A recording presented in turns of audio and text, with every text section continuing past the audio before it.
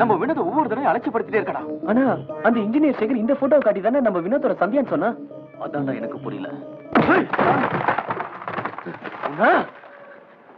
சொல்றா, இதுக்காக என் ஃப்ரெண்டோட வாழ்க்கையில விளையாடு நீ? என்னடா பாக்குற? நீ எங்களுக்கு பெரிய மோசடி பண்ணிட்டடா. நீ சந்தியா சொல்லி ஒரு போட்டோ கொடுத்தியே, அது சந்தியாவே இல்லடா. அதை நாங்க ப்ரூவ் பண்ணட்டுமா? அதுக்கு அவசியமே இல்லை. நீங்க சொல்றது உண்மைதான். அட பாவி, ஒண்ணு போய் நம்பணுமே. சின்ன வயசுல சந்தியாவோட வினோத் எப்படி எல்லாம் பழகணும் தெரியுமா உனக்கு?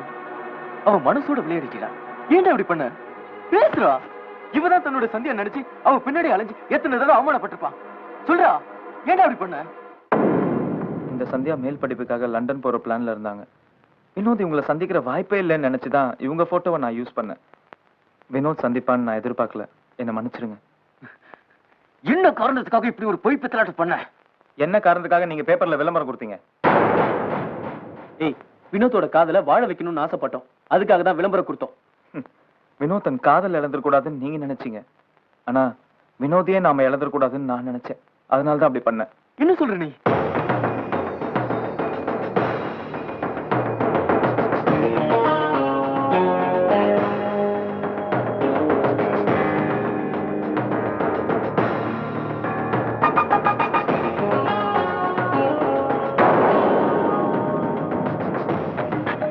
ரெடியா ஆகணும். நேரா பாருக்கு போறோம், ரெஸ்டாரண்ட்டுக்கு போறோம், சினிமாக்கு போறோம், எங்க வேணா போலாம். கிளம்புங்கடா. என்னடா ஆச்சு உங்களுக்கு? என் சந்தியா என்ன புரிஞ்சுக்கிட்டா நான் எவ்வளவு சந்தோஷமா இருக்கேன். நீங்க ஏன்டா எப்படி இருக்கீங்க? உங்களுக்கு சந்தோஷமா இல்லையா? இல்ல. ஏன்? போலீஸ்கார முன்னாடி தெரிஞ்சவன் சொன்னா அவ்வளவுதான். என்னமோ ஐ லவ் யூ சொன்ன மாதிரி சந்தோஷமா குதிக்கிற. உங்கடா ஃபூல்ஸ். இவ்வளவு நாள் அவ ஏன் என்ன புரிஞ்சுக்காத மாதிரி நடிச்சான்னு உங்களால புரிஞ்சுக்க முடியலையா? இது ஒரு குறும்புடா. காதல்ல ஒரு த்ரில் வேணும்னு அவ ஒரு பிளே பண்றா. நானும் அவளும் படிச்சது பழகினது எதுவும் அவளுக்கு மறக்கல. நான் தான் அவள் விக்கிங்கிறது அவளுக்கு நல்லா தெரியும். வேணும்னே ஒரு கண்ணாமூச்சி ஆடிட்டு இருக்கா. It's purely hide and seek game. நீ எதை வச்சு அப்படி சொல்ற? அவளுக்கு என் மேல வெறுப்பு இருந்திருந்தா போலீஸ் கிட்ட இருந்து என்னை காப்பாத்திருக்க வேண்டிய அவசியமே இல்லை. உடம்ப அடையாளம் காட்டலாம், ஆனா உணர்வுகளை அடையாளம் காட்ட முடியாது. காதலியோட ஒரு பார்வைக்கு 1000 அர்த்தம் இருக்கும். அவளோட ஒரு வார்த்தைக்கு கோடி விளக்கம் இருக்கும். நீங்க காதலிச்சாதான் உங்களுக்கு இது புரியும். வினோத், எனக்கு என்னமோ நீ வீணா கற்பனை பண்றேன்னு தோணுது. இப்ப அவன் மனசுல நீ ஆத்திரப்பட்டாலும் அதான் என் கருத்து. உன்னை அலட்சியப்படுத்தின அந்த சந்தியாவை நீ மறந்துட்டு உன்னைய உயிர்ப்புயிரா நேசிக்கிற அந்த பிரியாவை நீ கல்யாணம் பண்ணிக்க. அதான் நான் எல்லாருக்கும் நல்லது.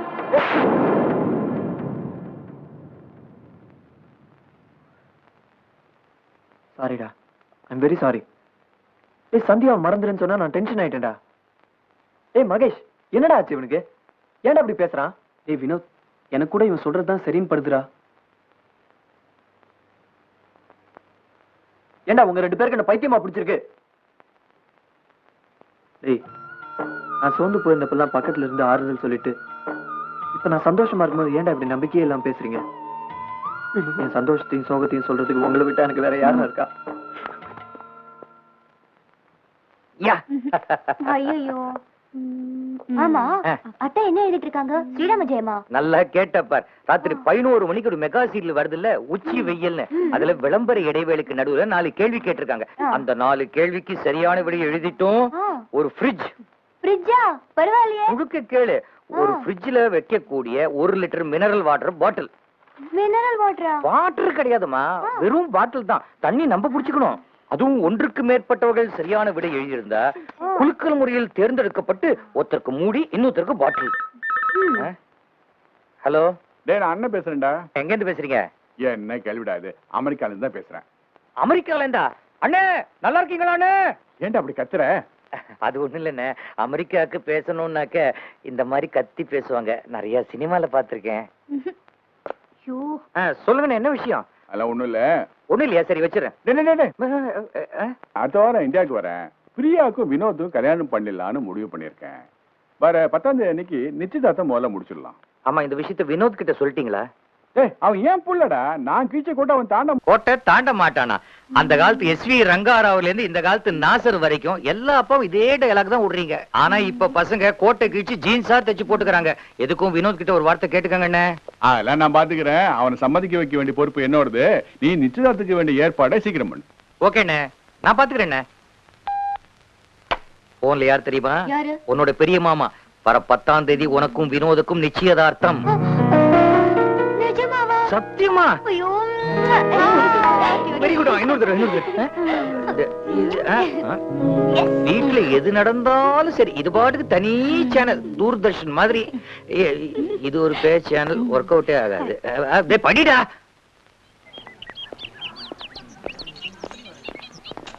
டேய் என்ன ட்ரீட்னு சொல்லி கூட்டு வந்தா 2 பேரும் இப்படி உம்முன்னு வரீங்க? போங்கடா. ஓ, சந்தியாவோட அட்ரஸ் எப்படி கண்டுபிடிக்கிறதுன்னு யோசிச்சுட்டு இருக்கீங்களா? அதுக்கு தான் அந்த காம்ப்ளெக்ஸ் வாட்ச்மேன் கிட்ட இருந்து வண்டி நம்பர் வாங்கிட்டு வந்திருக்கேன். அதை வச்சு நாளைக்கு ஆர்டிஓ ஆஃபீஸில் விசாரிச்சா அவ அட்ரஸ் கிடைச்சி போகுது. போங்கடா. உட்கார். டேய் வினோத், நான் இப்பவும் சொல்றேன், சந்தியாவை தேடுறத விட்டுறா. மறுபடியும் ஆரம்பிச்சிட்டியா? சும்மா அர்த்தம் இல்லாம பேசாதடா. நீ வேணாம்னு சொல்றதுக்கு ஏதாவது காரணம் இருக்கா? இல்லடா வினோத். ஏய், அவனை எத்தனை தடவை அவமானப்படுத்திருக்கா? நீ ஏன்டா அவளை மதிக்கிற? போங்கடா. நான் எப்படி லண்டன் போயிடுவேன், சீக்கிரம் விசா வந்துடும். ஏய் சந்தியாடா. ஏய் ஏய், இப்பவே உங்க எல்லா சந்தேகத்தையும் தீர்த்து வைக்கிறேன். உங்க முன்னாடி என் சந்தியா வந்து ஐலவி சொல்றாப்ப. ஒரு நிமிஷம், நான் சொல்றது கேளு. உட்கார். கையை விடுடா. போயிடலாம்டா. ஏய் விடுடா. சந்தியா, என் ஃப்ரெண்ட்ஸ் எல்லாம் உன் மேல நம்பிக்கை இல்லாம பேசுறாங்க. ஒரே ஒரு தடவை நீ வந்து நீதான் என் சந்தியாங்கிறத சொல்லிட்டு வந்துறேன். வா. ஏய், இனிமே நீ எங்க கிட்ட எதுவும் மறைக்க முடியாது. எந்த ப்ராப்ளமா இருந்தாலும் பேசி முடிவு பண்ணிக்கோ. Stop it. இவன் தான் அர்த்தம் இல்லாம மறுபடியும் தொந்தரவு பண்றானா? நீ என்ன டார்ச்சர் பண்ணாத. இவனுக்கு எனக்கு எந்த சம்பந்தமும் கிடையாது. இது பாரு, உன்னை கடைசி தடவை வார்ன் பண்றேன். இன்னொரு தடவை நீ இந்த மாதிரி பிஹேவ் பண்ணனா என்னால பொறுமையா இருக்க முடியாது. Just get lost. எல்லாரும் பாக்குறாங்க சந்தியா. ஏய், உனக்கு என்ன பைத்தியமா? உனக்கு தெரியாதுன்னு எத்தனை தடவை சொல்றது? சந்தியா இப்படி பேசுற. நீ நானும் ஒன்னா படிச்சோமே, உயிருக்கு உயிரை பழகணுமே, எதுவுமே உனக்கு ஞாபகம் இல்லையா? இதாச்சும் கனவு கண்டியா? இது பாரு, நீ வேற யாரும் நினைச்சு என்கிட்ட பேசிட்டு இருக்க. உனக்கு எனக்கு எந்த சம்பந்தமும் கிடையாது. அப்போ நீ போலீஸ்ல தெரிஞ்சவன்னு ஏன் சந்தியா சொன்ன? அப்படி நான் அன்னைக்கு சொன்னேனா உன்னை ஈவ் டீசிங் கேஸ்ல உள்ள தள்ளிருப்பான். Yes madam, any problem? ஆமா சார், அடிக்கடி வந்து தொந்தரவு பண்ணிட்டு இருக்கான். ஹலோ, வெளிய போங்க. சார் இல்ல சார், அவன் என் லவர் சார். வேணும்னே விளையாட்டு உனக்கு பண்றான் யாருன்னு தெரியாதுன்னு சொல்ற லவர்ங்கற? சந்தியா வெளிய போங்கன்னு சொல்றேன். ப்ளீஸ் மரியாதை வெளிய போடுங்க. இல்ல போலீஸ் சொல்றேன். செக்யூரிட்டி வெளிய அனுப்பி அவங்க. சந்தியா வாங்க சார். சந்தியா சொல்லு சந்தியா. வெளிய போங்க சார், விளையாடி போங்க சந்தியா. சந்தியா சொல்லு. சந்தியா ப்ளீஸ் சந்தியா சொல்லு சந்தியா.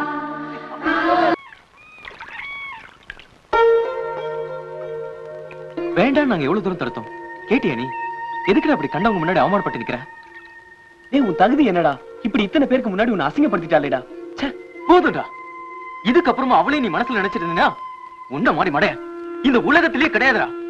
மறந்துடா, எல்லாத்தையும் மறந்துடு.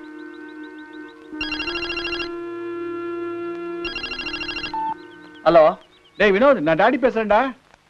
ஒண்ணும் இல்ல, அடுத்த வாரம் நான் இந்தியாவுக்கு வரேன். வர்ற 10ஆம் தேதி உனக்கு பிரியாவுக்கு நிச்சயதார்த்தம் பண்றதா முடிவு பண்ணிருக்கோம். அப்பா என்ன சொல்றீங்க? டீட்டெயிலா உங்க சித்தப்பாட்ட சொல்லியிருக்கேன். அவட்ட கேட்டு தெரிஞ்சு. ஓகே. Hello hello. என்னடா வினோத்? அப்பாடா, அடுத்த வாரம் வராராம். வர 10ஆம் தேதி எனக்கும் பிரியாவுக்கும் நிச்சயதார்த்தம் ஏற்பாடு பண்ணிருக்காங்களாம். நிச்சயதார்த்தமா? வேற வழியில வினோத், நிச்சயதார்த்தத்துக்கு ஒத்துக்க. பிரச்சனை நம்ம கையை மீறி போயிடுச்சுடா. ஆமாண்டா, நீ அவளை உயிரா நினைச்சுக்கிட்டு இருக்க. ஆனா அவ உன்ன அப்படி நினைக்கலையே. அவன் நினைக்கிறாளோ இல்லையோ, நான் அவளை நினைச்சிட்டேன். மூச்சு நின்னு போயிடுச்சுங்கிறதுக்காக காத்து நின்னு போயிடுறது இல்ல. அவளோட நினைப்பு எப்பவோ என் மனசுல பதிஞ்சிருச்சு. இனிமே என் உயிர் போனாதான் அவளோட நினைப்பு அழியும்.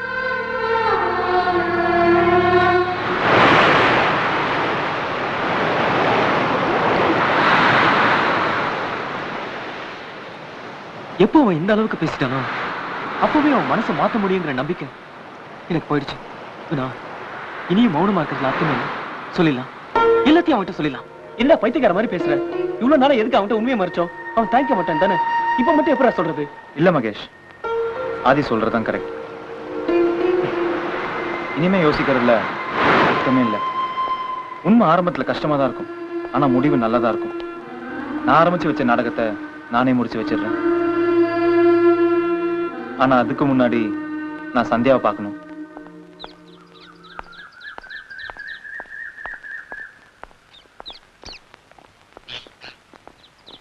யாரு?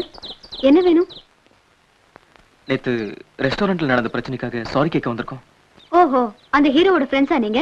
இப்ப என்ன ஹீரோ உங்களை தூது விட்டுருக்காரா? அவனை தப்பா புரிஞ்சுக்கிட்டு இருக்கீங்க. உண்மை என்னன்னு தெரிஞ்சா நீங்க இப்படி அவன் மேல கோவப்பட மாட்டீங்க சந்தியா. அவன் 9 வயசுல தன்னோட படிச்ச சந்தியாங்கிற பொண்ணோட ரொம்ப பிரியமா பழகினான். ஆனா கொஞ்ச நாள்லயே அவளை விட்டு பிரிஞ்சுட்டான். ஆனா இன்னைக்கும் அவளை மனசுல நினைச்சு உருகிட்டு இருக்கான். அவன் நேசிக்கிற சந்தியா நீங்க நினைச்சுதாங்க உங்ககிட்ட மனசு விட்டு பேசணும்னு முயற்சி பண்ணிட்டு இருக்கான். ஆனா அவர் நினைக்கிற பொண்ணு நான் இல்லங்க. அது எங்களுக்கு தெரியுங்க, ஆனா அவனுக்கு தெரியாது. உங்களுக்கு தெரியும்ல, அப்ப நீங்க போய் சொல்லக்கூடாதா? அவனோட சந்தியா நீங்க தான் அவனை நம்ப வச்சதே நான் தாங்க. என்ன சொல்றீங்க? அவன் தன் சந்தியாவோட 9 வயசு போட்டோவை பேப்பர்ல விளம்பரம் கொடுத்திருந்தான். அதை பார்த்துட்டு நான் அவனுக்கு ஃபோன் பண்ணேன்.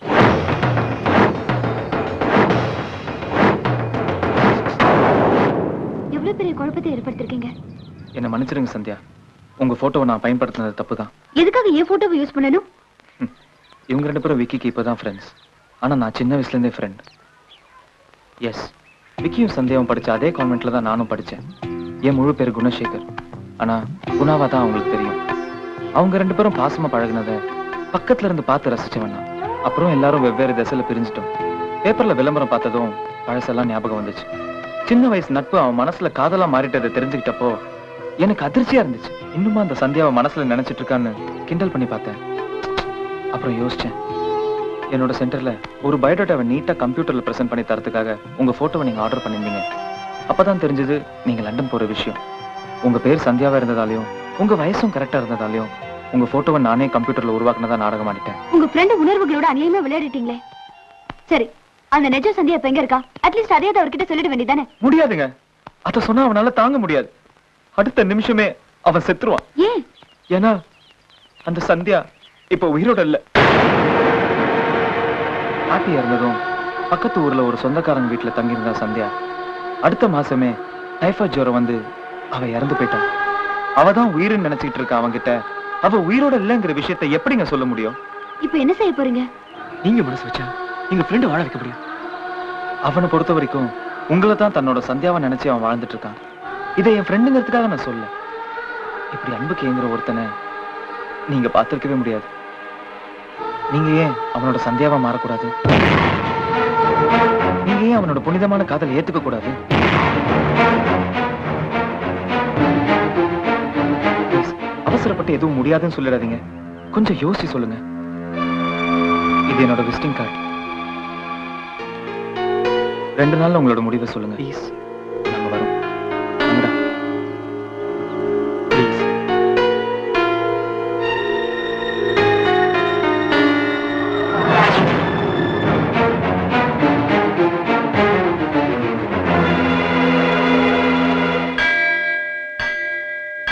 சாமி கிட்ட என்ன வேண்டிக்கிட்ட சந்தியா? உனக்கும் அத்தை பையனுக்கும் நிச்சயதார்த்தம் நல்லபடியா நடக்கணும்னு வேண்டிக்கிட்டேன். அது தன்னால நடக்கும். இந்த கோயிலோட விசேஷமே இங்க வரவங்களுக்கு சீக்கிரம் கல்யாணம் ஆகுங்கிறதா. நான் உனக்காக தான் வேண்டிக்கிட்டேன் சந்தியா. என்ன முடிவு எடுக்க போற? என்னால எந்த முடிவு எடுக்க முடியல பிரியா. ஒரே குழப்பமா இருக்கு. இன்னும் என்ன குழப்பம்? சந்தியா தான் வாழ்க்கையான கனவோடு வாழ்ந்துட்டு இருக்க. அவனுக்கு அந்த பொண்ணு உயிரோட இல்லைன்னு தெரிஞ்சா அடுத்த நிமிஷமே செத்துருவா சந்தியா. கட்லெட் சமோசா மாதிரி இன்னைக்கு காதல் ஃபாஸ்ட் ஃபுட் மாதிரி ஆயிடுச்சு. நேத்து பார்த்து இன்னைக்கு காதலிச்சு நாளைக்கு பிரிஞ்சிடுறாங்க. ஆனா சின்ன வயசுல மனசுல பதிஞ்ச பிரியத்தை இன்னைக்கு வரைக்கும் நினைச்சிட்டு இருக்கான்னு சொல்றியே, அவன் மேல உனக்கு மரியாதை ஏற்படல?